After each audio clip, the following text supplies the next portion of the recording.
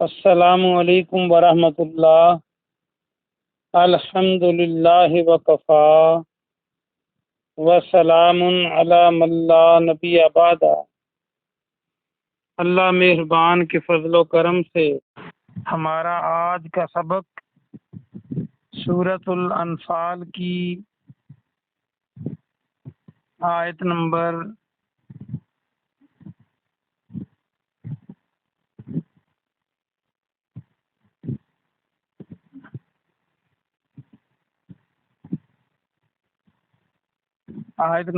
20، 21 اور 22 ہوگا انشاءاللہ۔ اعوذ باللہ من الشیطان الرجیم، بسم اللہ الرحمن الرحیم۔ یا ایہا الذین آمنوا، اے ایمان والو، اطیعوا اللہ، اطاعت کرو اللہ کی۔ اطیع کو دیکھیں، الف تو اے اور عین اس میں موجود ہے، اگر اطاعت بنانا ہو تو الف تو الف عین تے لگائیں تو اطاعت بن جائے گا۔ اے ایمان والو، اللہ کی اطاعت کرو، ورسولہ اور اس کے رسول کی، ولا تولوا اور نہ منہ پھیرو، نہ منہ موڑو، عنہ اس سے، وانتم تسمعون، وانتم اور تم، تسمعون سن رہے ہو۔ تسمعون کو دیکھیں تو تا کے معنی تم، آخر میں واو نون جمع کی علامت اور سین میم عین سامعہ، سننا۔ سماعت کا لفظ بن سکتا ہے، سمی کا لفظ بن سکتا ہے۔ با محاورہ ترجمہ دیکھیں، اے ایمان والو، اللہ اور اس کے رسول کی اطاعت کرو اور اس سے منہ نہ موڑو، اور تم سن رہے ہو۔ ولا تکونوا اور نہ ہو جاؤ، ولا اور نہ تکونوا تم ہو جاؤ، تاکہ معنی تم، کالذین ان کی طرح جو، قالوا جنہوں نے کہا، سمعنا ہم نے سن لیا۔ وہی سامعہ اور سماعت، قوت سماعت، قوت گویائی، یہ ہم اردو کے لفظ استعمال کرتے ہیں۔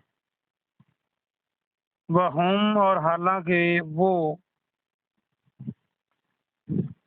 لا یسمعون نہیں سنتے تھے۔ لا یسمعون وہی روٹ ورڈ شامی یاسین میم عین ہے۔ با محاورہ ترجمہ دیکھیں، اور تم ان کی طرح نہ ہو جاؤ جنہوں نے کہا ہم نے سن لیا، اور وہ نہیں سنتے تھے، حالانکہ وہ نہیں سنتے تھے۔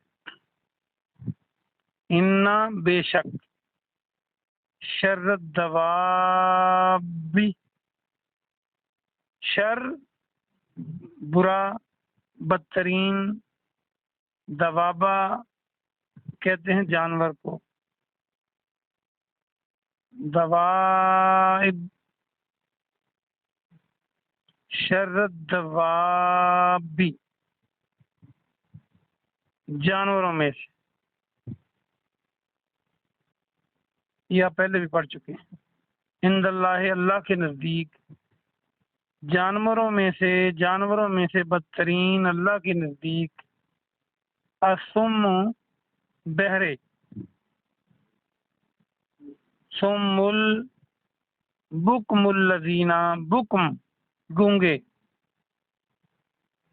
الذین وہ جو، لا یعقلون عقل نہیں رکھتے، سمجھتے نہیں۔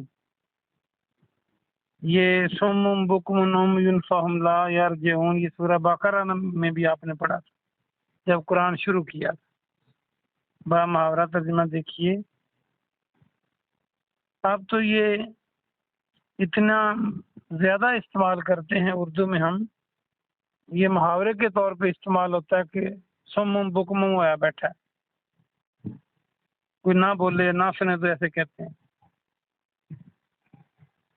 با محاورہ ترجمہ دیکھیے، بے شک اللہ کے نزدیک جانوروں میں سے بدترین گونگے اور بہرے ہیں جو عقل نہیں رکھتے، جو سمجھتے نہیں۔ آئیے ہم اس کی تفسیر دیکھتے ہیں۔ واپس آئیے، اللہ سبحانہ و تعالی ایمان والوں سے مخاطب ہے کہ تم اللہ کی اطاعت کرو اور رسول کی اطاعت کرو۔ ایک تو یہ بات سامنے آئی کہ جس نے پیدا کیا ہے اسی کی اطاعت کی جائے گی، اسی کی بات مانی جائے گی۔ جو رزق دیتا ہے، جو تندرستی بیماری دیتا ہے، اسی کی بات مانی جائے گی۔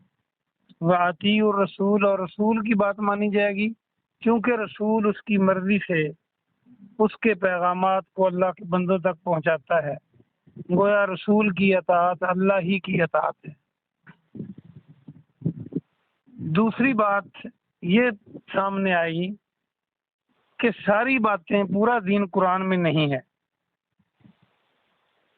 قرآن قانون کی کتاب ہے، اور کسی بھی قانون کی کتاب میں ساری تفصیلات نہیں ہوتی۔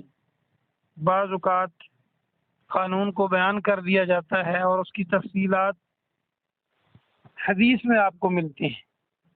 جیسے نماز قائم کرنے کا حکم ہے قرآن میں، تو نماز کی رکعتیں اور نماز کا طریقہ پورے قرآن میں موجود نہیں ہے۔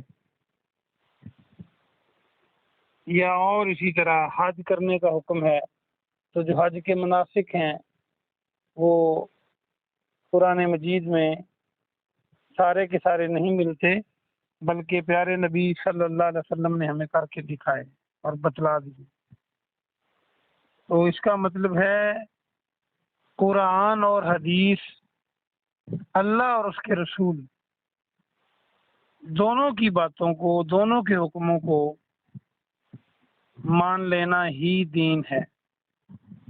اور اگر کوئی بات آج کے دور میں جو قرآن اور حدیث میں نہ آئے، خاموش ہوں، وہ رونما ہو جائے، وقوع پذیر ہو جائے، تو پھر اس کو قرآن اور حدیث کی روشنی میں دیکھا جائے گا، جسے اجتہاد اور قیاس کہتے ہیں۔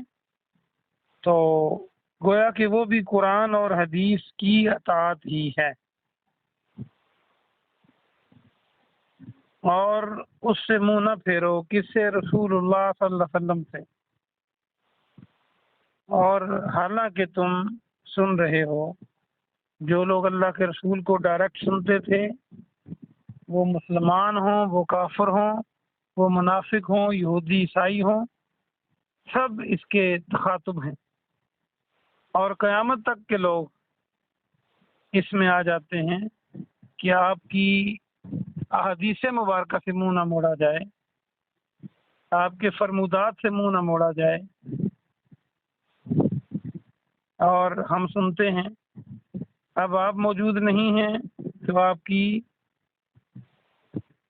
تعلیمات احادیث سیاح کی شکل میں موجود ہے،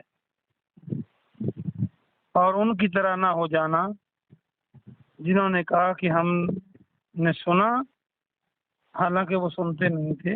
یہاں پر سننے سے مراد یہ نہیں کہ ان کے کان بہرے تھے، یہ منافقین کی طرف اشارہ ہے